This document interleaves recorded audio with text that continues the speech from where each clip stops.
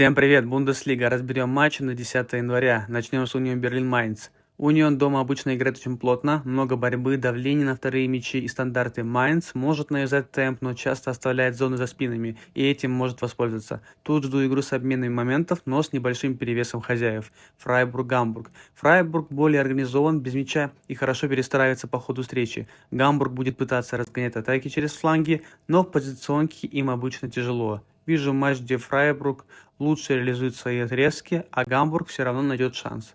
Хайденхайм-Кёльн. Это история про характер и дисциплину. Хайденхайм дома цепкий, Кёльн тоже не про красоту, а про давление и подборы.